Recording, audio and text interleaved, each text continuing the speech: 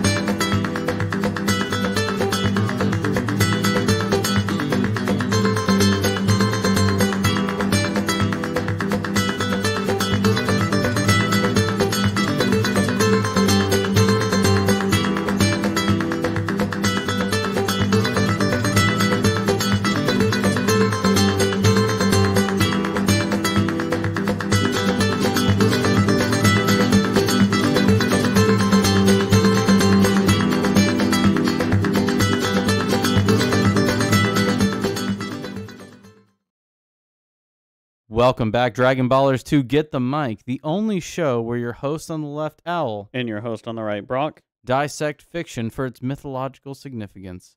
I'm very excited to be back as we had a short hiatus. I guess a week. Is that a hiatus? That's Not about necessarily. With our upload schedule, I'd say. Yeah, we had a short dip in production, but we're back and we're ready to start the new season. There have been some developments as far as the show. We just ended off with Fortune Teller Baba saga and the road training saga, or training on the road saga. Yes. Yeah. And so we're going to be getting into the next saga, which is the 22nd Tenkaichi Budokai, and that starts today. Before we continue, though, if you like what you hear, please give us a like. Give us a subscribe. We upload new episodes on YouTube Mondays and Thursdays, and on Rumble Tuesdays and Fridays, so give us a subscribe over there as well. Now, I did also want to mention that we have had kind of a spike in viewership, so we're glad to have new viewers. We hope you stick around, and we hope you like what you see. If you want to leave a comment, whether you agree or disagree, we'd love to hear it. Yeah, we would love to hear from you. We really wanted to strike up some discussion about some of these weirder, more heady ideas about Dragon Ball that people don't normally want to talk about. So if you have anything to say about it, if you want to know what we think about something, leave us a comment. We'd love to talk about it. Yes, and we've noticed we're reaching more of an international audience than we suppose, so we're happy to have everyone around. I think we're ready to go ahead and get started, though. Yeah. All right, so the very first thing we see is that while swimming across the sea, Goku stops by a large ship and asks for directions to Papaya Island. Papaya Island, of course, being where the Tenkaichi Budokai is. We learned that from last episode when Goku was trying to get to it the whole time. Meanwhile, the rest of the Goku flies on a plane toward the island. Now, while they're on there, Launch tells Oolong, I think, that she wants to hijack the plane. And right. he's not surprised at her or something like that, right? I think she says specifically she always wants to hijack planes whenever she's riding on them, right? Like she's got a compulsion to hijack planes, right? Mm-hmm. And so it's kind of bringing in that instantiation that this area, this elevated area, right, because they have to fly there. Goku has to travel there a long way. This elevated area of spirituality, being the Tenkaichi Budokai, brings out the most self of yourself, let's say. And so Launch is kind of exuding that, as well as Roshi here whenever he does what he does next. Yeah, I wanted to point that out because there's sort of a dichotomous nature where when they start to land, then Roshi has to quote unquote take a dump, and he announces it and embarrasses everybody. But it's sort of he's about to enter into the situation where he's going to be hiding himself, right? And so, as we've seen, for instance, you remember whenever Goku, even in the first season, was pretending to be a girl, he immediately was like, I have to pee.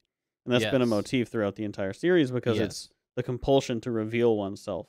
And so we see that manifesting in Roshi as we're coming down towards the ground. And so there's that dichotomy between Launch and Roshi on the plane where it's like Roshi needs to reveal the wastefulness of his lifestyle, right?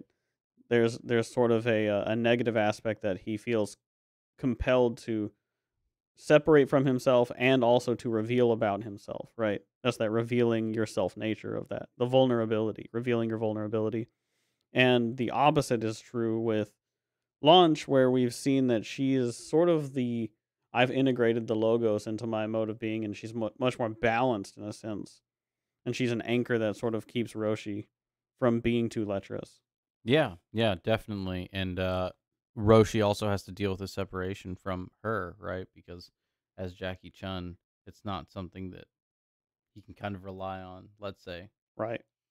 And so, like Brock was saying, Roshi embarrasses everyone by complaining about needing to take a dump and telling the captain to land this bird And it's now. not even in the English version. He just says, I want to get off this plane right now. Tell the captain to land it. And everyone's embarrassed.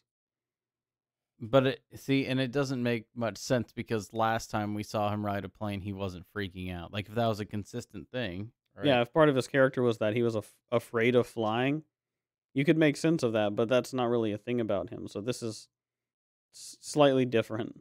Slightly different, and I would say point goes to the sub here for making sense. Yeah.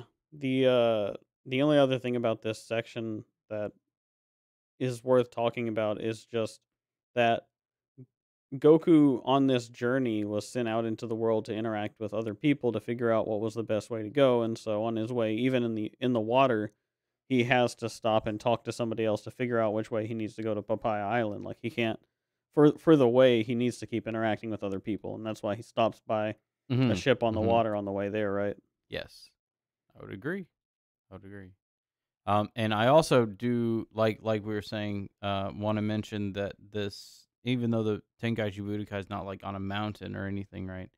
Papaya Island itself and its like unreachable and distant nature, exotic nature, right, makes it this aura of mystique and spirituality that is going to bring out the peaks of these characters because it's them measuring up their spirits against others in the hierarchies. Yeah. I mean, even the name Papaya Island is going to tie into that as well, right? With Nourishing island, Yeah, right? with Yeah. what this whole episode is about. Mhm. And so I think it's a good place to continue. So Goku arrives on Papaya Island and immediately climbing a tree and eating a fruit, he sees some jungle cats below. Uh, he tries to feed them and it doesn't work, and they actually try to attack him. And later on, we see him wearing their skin. Right. At the airport, the crew hails a pair of cabs and head toward the Tenkaichi tournament. When they sign into the tournament, they ask if Goku has arrived yet, and they're told that he still hasn't signed in. As they discuss whether Goku will be too late, Roshi signs himself in as Jackie Chun. Almost forgetting to do so, by the way. It was sort of an afterthought to him. He's like, "Oh yeah," and he sneaks away to do it. Mm-hmm. So yeah, kind of following up on what I was saying, Goku gets here and he climbs the tree and he starts eating the fruit. And the as we're gonna see, they arrive at the airport. Um, and the airport's called Durian Airport, right? And I feel like there's sort of a play there also with what Goku's doing, where you can think of Goku as he's traveling along the water and he's living the way that he's learned, right? Through Korin, which is on minimal means. And so he eats the first thing that he can find. And a durian we know is a smelly fruit. It's not like an appealing thing. And it's interesting that there is the durian airport because Goku tries to feed the fruits to the cats and they don't want it. They seem angered by it, right? Hmm. So you could imagine that Goku arrives here on the island and he would even go for the durian and eat that I because see. he's willing to nourish himself with what's necessary from the world. See, I was thinking of it was that Goku's way is that which is nourishing, right, in his aspect because he's able to eat the fruit and get strength from it. Whereas the durian airport, as we see how Roshi interacts with it, is nothing but a fetid pool, right? Hmm. So I was thinking of it more like that. I like how we both thought about the fruit though, because the durian is something that's not appealing, right? Right. And so traveling in this way is not actually not appealing. Is kind of what or let's say not optimal. Right, and it's also the foulness of what Roshi keeps bringing up, which is his waste, his poop, right? He's Yes. like, "My poop didn't cooperate with me," and then we see Goku eating a durian, and they're at the durian airport, and durians are supposed to be smelly, Hmm. so it sort of all pulls together into this sort of motif of a joke here, right? Yeah, yeah, that has multiple layers. So yeah, I'm glad we really caught on to that. Now, um, at once they get there, Goku hasn't signed in yet, as we already know. The audience already knows, let's say. And they're kind of surprised by that, but I think it's Krillin that says he'll arrive at the last minute. Just wait, or Oolong. Oolong, he says Goku always does this. Yeah, Oolong has known him long enough at this point to acknowledge that part of his being that Right, and it's it's a meme of Dragon Ball, right? Goku always arrives at the last minute, and Oolong, being the fool, is the one that speaks the truth of what's really going on here, which is they're to playing that everyone's gag, worries, right? right? Which is what a comedian does, right? A fool does. Let's Yeah. say. Right, and like we said, Jackie Chun signs in last, kind of. I mean, not as late as Goku, but he almost forgets to, and he has to convince the monk that he is actually Jackie Chun. He has to reveal himself. Yes, and he gets away with it. He signs him up. Everything is kosher. And then the next thing we see before Goku's even able to arrive is the crane hermit approaches and the gang proclaims, wait, approaches the gang, sorry, and proclaims that his own students, Tien and Chiaotzu, will be the winners of this year's Tenkaichi tournament, suggesting that they concede to prevent embarrassment.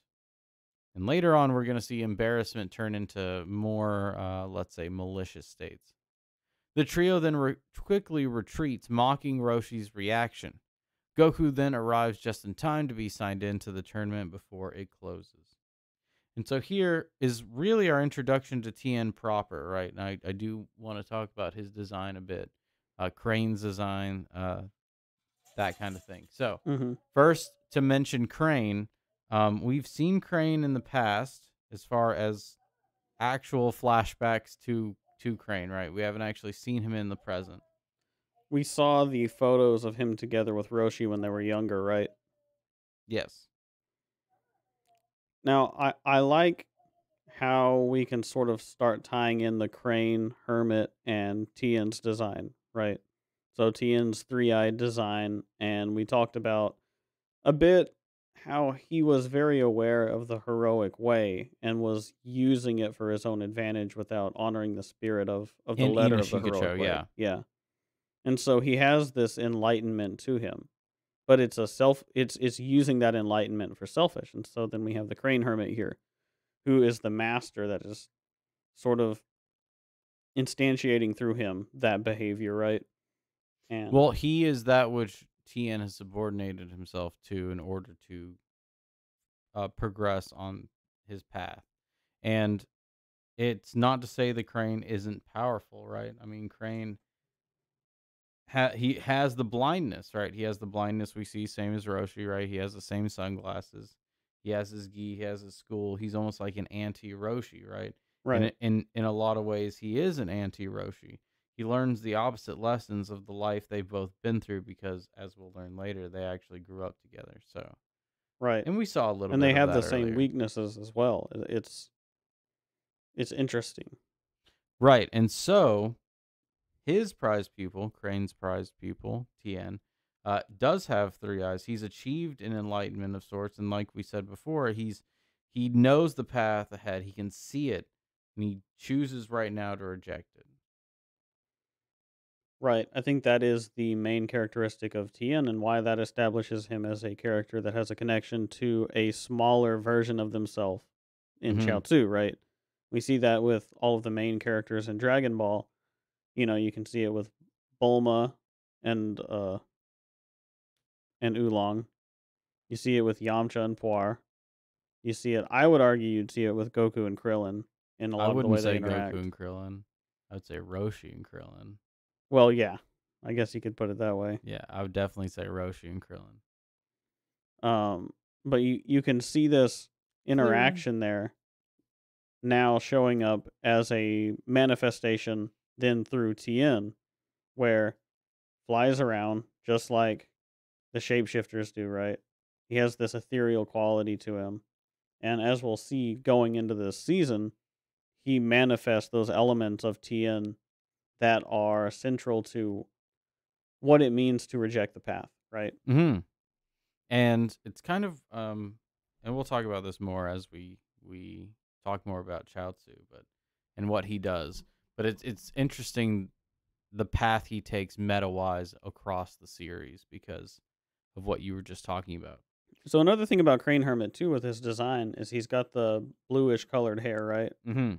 Now, what Roshi says to him in this scene is, "You don't even know how to go bald right, right?" But then he goes and he changes into his Jackie Chun With the get blue up, hair, right, with the yeah. blue hair. And there's this interesting thing about it. I kind of want to expand even more on what I was saying about the trip on the plane. It's almost as if now that he's on the path to the tournament, the Master Roshi getup is the disguise, and he's really Jackie Chun, right? And that's the compulsion to reveal himself that manifests within him. Mm, I see what you're saying. Um, no, I think that's true, especially what we're gonna see in the next episode, how he reacts to meeting Goku as Jackie Chun. Yeah, But yeah, I think that's more reinforcement of it. But yeah, I think you're right, and that's kind of what I was getting at when I was saying that the Budokai will draw the most self out of oneself.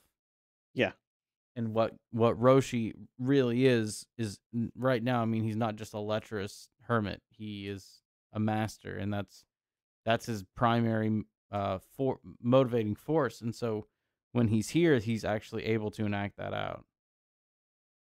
yeah. I think that's a good way of putting it. One last thing that I do want to mention about the crane hermit is the crane, of course. Right.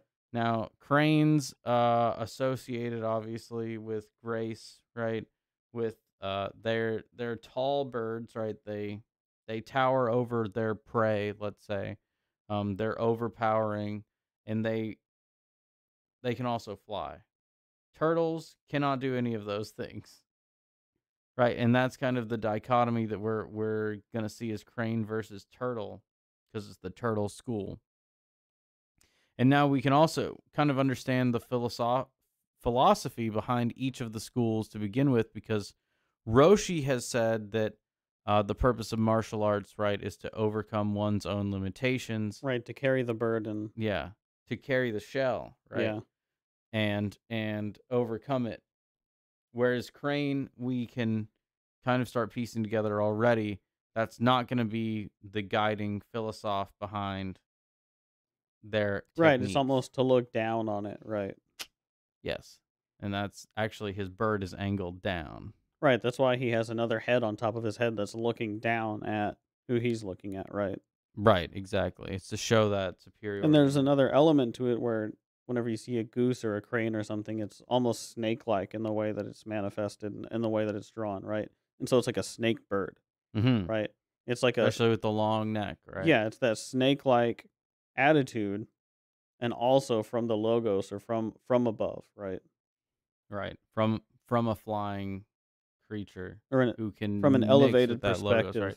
And that is the elevated perspective because we'll see that Crane has achieved some of this wisdom.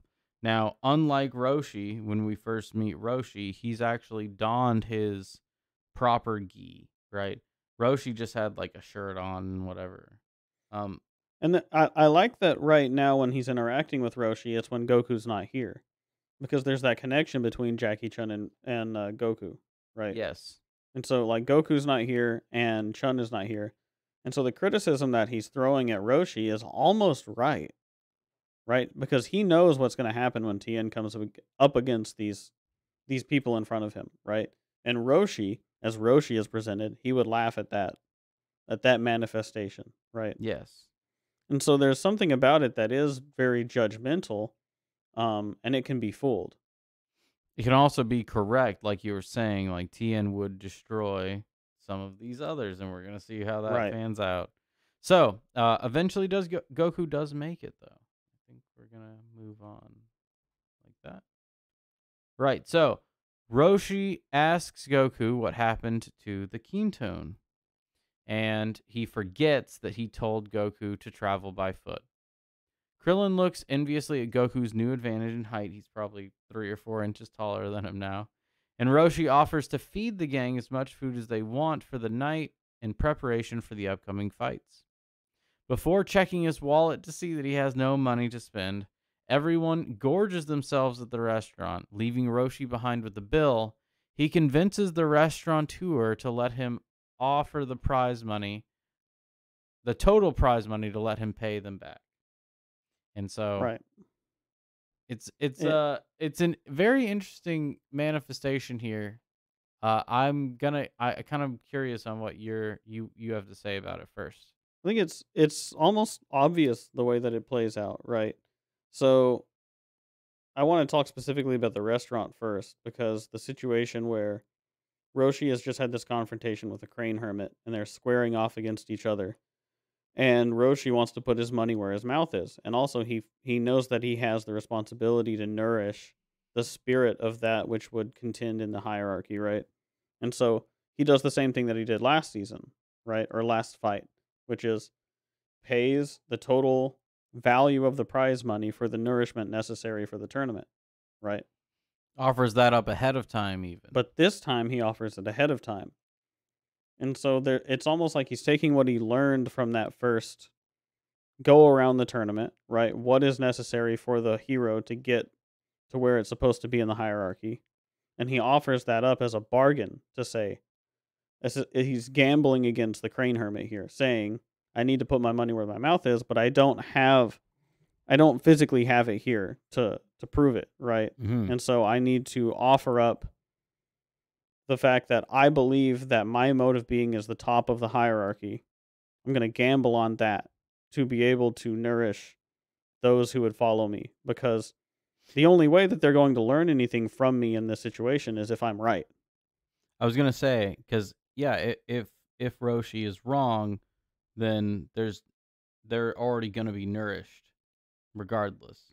Hmm. Now, one thing I do want to point out is something that we've been mentioning this episode. The restaurant and Roshi doesn't have any money to get to this restaurant, but he had money for the flight, right? He has money for the hotel. It seems like when they're in this place, the money itself, value itself has changed. And what is valuable is what we're saying, that symbol of being able to project oneself at the top of the hierarchy. Yeah, the money would be representative of him having the nourishment to give to those who would follow him as the top of the hierarchy. Right. Whereas the other things like the hotel and the travel, right, aren't that way. So Roshi can just pay those with money that we don't really care And he about. also paid it in the training that he gave to Krillin and Yamcha. Right, exactly. So, And so really this and I like how you put it that it's an instantiation of that he has that money means something else than it actually is. And so this time he does it before gambling, like you said, and we're gonna see again how that pans out. Now, I think the only other thing I want to say here is Krillin's sour grapes when he says that Goku's height is mostly hair, anyways, right? It's almost we almost start to see that enviousness in Krillin that we've seen before just still manifest there under the surface. He hasn't fully accepted uh that nature of it, let's say. yeah, and we're seeing the setup for something that I'm going to want to talk about much later in the series, which is Krillin's inability to keep growing whenever Goku keeps growing, right? It's that why is it necessary for Krillin to stay short whenever Goku becomes tall? It's such a Well, weird first of all, thing. this is why. First, one of those pieces is the resentment he exudes here, right? And Correct. yeah, exactly. That's why we're And it's a limiting factor for him, right? And there is a blindness to Krillin, right? And I think that's why part of why his character design has him with no nose, like he's cut his own nose off. Um, there's something about Krillin that limits his development. Part of it is that his training this entire time has been something that he's already mastered. mm-hmm. And so Goku has been out there in the world growing in experience, and Krillin has not. He's been taking on a heavier and heavier burden, but not going out into the world to confront the chaos. And not accepting burdens outside of himself, outside of his island where he's surrounded by water, right? Exactly. And that's why, and another reason why And that might be why Yamcha's wide all of a sudden instead of. wide instead of skinny. Yeah, well, We who see knows? Goku grow in height, and we see Yamcha become wide after he took on this turtle training, right? He becomes wide. Look how wide he is there. He's like a linebacker, dude. It's great. He looks like Shaq in a suit, you know. Dude. Yeah, well, we'll see. And Yamcha's doing well at this point in the show. So I think really we're at a good spot to move on. Yeah. Yeah. So outside of the restaurant, after Roshi, bargains with the owner, Krillin describes his training for the years he was with Roshi. And he says that it was 100 times harder, right? Or something like It was that. like 100 kilos, the shell that he was carrying. And Goku's like, wow, that does sound challenging. It's kind of that's nice. Yeah, exactly. Because, I mean, as we've seen Goku doing other things that are a little more respectable than moving 100 pounds around. Back and forth. Yeah. Almost a Sisyphusian task, right? Mm-hmm.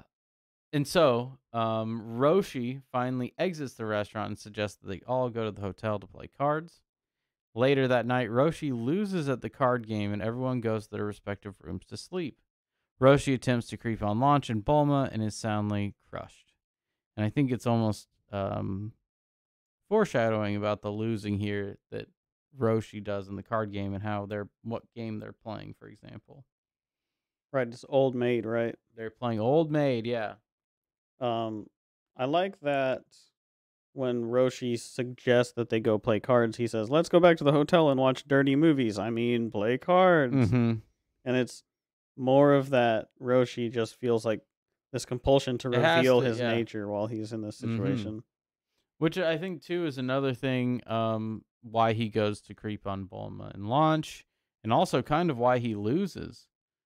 He's very obvious in his desire to kind of end that game, right? Yeah, he's not playing the game to play the game. It's sort of he says it before he comes here. He's not interested in playing the cards. Right. He's just wanting it to be over, right? And I mean, of course, he didn't want to lose, but Oolong makes fun of him too. He says the old man is the old maid. Yep. It's like pretty much, right? Which is like the old maid, right? Which is again the fool speaking truth. Well, it's a great truth, right? Because it's like the maid is untouched, right? And Roshi is so desperate to touch. He's like, "Oh, you're just the old maid. You're the old untouched, right? You're the old virgin." And here's what it is. Here's what it transpires to when he tries to go fulfill those desires, right? And this is more of exposing his vulnerabilities, his weakness, like we've been saying. Until he can put back on that blue hair, he's really not going to be able to be serious as a contender in the tournament. Right. And so we really need that contrast. And Toriyama shows that contrast of his weakness here because it's being exuded from Papaya Island, let's say. Yeah. All right. So last thing, that we're going pretty good on this, I'd say. That night, Krillin and Yamcha head out to train as neither of them can sleep. They find that many of the fighters are awake and training as well. In the morning, everyone gathers to enter the preliminary matches, where only 8 of the 182 fighters will be chosen for the main tournament. Roshi sneaks away from the others and meets with the fighters again in his Jackie Chun disguise. Chun-Can, Can-Chun, Chanchun, Chan-Chun. Cancun. Jesus. And so now we kind of get an intonation that Roshi can start fulfilling these roles that we've seen him in the last Budokai fulfill. And not just as a sideline viewer like he was with Baba, and not just someone rooting on Goku against the Red Ribbon Army. This is actually him taking an active stance in the story, and it's gonna pan out really well. And I think too, this goes back to something where we started the series where I think you were saying that Roshi doesn't really have much character development, and then we were able to see in Dragon Ball definitely, Z not really too much. Right. It's great because, for example, when he's seeing them all gather for the preliminaries, he has to stand on the back of Turtle, right? And so that's really what's going on with Roshi's character, right? It's like he's standing on the shoulders of the conscience that he has to be able to see into this realm. And he has to take on the responsibility of it by putting on his real persona, right? Mm-hmm. Which is, I say his real persona because in this arena, this is who he really is. Right. This is his. This is where the meaning in his life is coming from, more so than his life as So we Master talked about Roshi. Goku's height, right? It's like this Yeah. is he was having to stand on the shoulders of Turtle to see into this world, but whenever he is Jackie Chun, he can see at this height. He doesn't have to peek over the Yes, wall. that's And a so good this way. is the height of spirit. Well, another thing is too, it's actually Turtle that keeps pointing out his vulnerability as well whenever he's talking about the bathroom and things like that, right? Right. It's always Turtle that keeps pointing it out and gets mad at Turtle for it. And we know at this point Turtle is kind of that voice of the good, the moral good within Roshi, his conscience, let's say, that speaks out from a divine source telling him what he should and shouldn't do, and the things that he's doing that are immoral, he alerts him to as well. And so him standing on Turtle there is that Roshi himself, the hermit Roshi, needs to be elevated by that moral goodness to be able to be on the same plane in the hierarchy as those who are competing at the time. But as Jackie Chun, his meaning is coinciding with his being, and so he's able to manifest himself within that arena. Yeah, specifically through responsibility, right? He's accepting the responsibility of the strength that he carries. Yes. And I mean, we've already seen him make some promises too, so he probably wants to respect those. One other thing about this section is the sleeplessness, Mhm. right? So that Krillin looks Goku's over fast asleep. at Goku while he's fast asleep, and he can't sleep. So he gets up, and he and Yamcha both go out to train during the night. We talked during the Korin Tower sort of mini saga about move well, eat well, and rest well. And this is not resting well. And it shows that they are not, they don't feel like their mode of being is sufficient to be the top of the hierarchy of being. But Goku has a clean conscience. He sleeps like a baby, right? And this is part of that not being able to rest well. They know that there's something about their training that hasn't brought them up to the level that they need to be at, right? They can't just be unconscious right now. Mhm. And that kind of shows something that I'm going to bring up next episode about how they've prepared for the tournament, let's say. Yeah. But yeah, I like you that you were able to point that out, and also the, let's say, similar situation that the rest of the fighters find themselves in, being almost knowledgeable of their inadequacy of being at this tournament. Well, it's called out specifically whenever we see the preliminaries being set up and they see that Goku's there and it's like, wow, he's back, huh? I think we'll see that in the Yes. next episode, Yeah, right? yeah, They have an something like awareness that. of it for sure. Right, right, right. And I think that pretty much brings us to the end. Pretty solid episode. We have some things to set up here, like we did, and we're going to see how some of them pay off, especially with Tien and Crane Hermit coming up in the next couple episodes. I think we're pretty good. Did you have anything else to add? No, I think we got through that pretty quickly, actually. All right. Well, if you liked what you heard, please give us a like and subscribe. We upload on Mondays and Thursdays on YouTube, Tuesdays and Fridays on Rumble. Give us a scrungle. I'm your host on the left, Al, I'm your host on the right, Brock. and we hope you guys have a good night.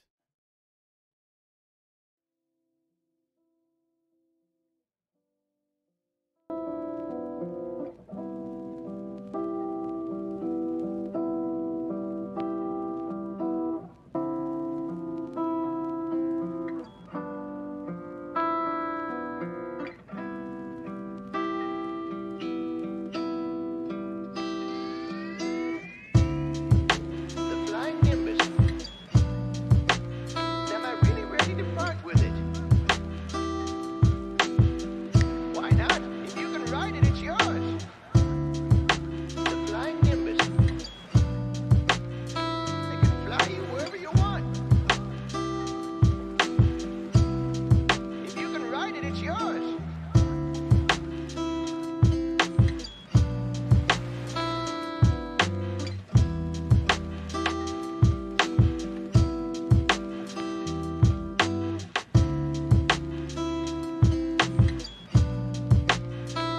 Come to me, flying nimbus. Where is that cloud? Oh, there it is. It's about time.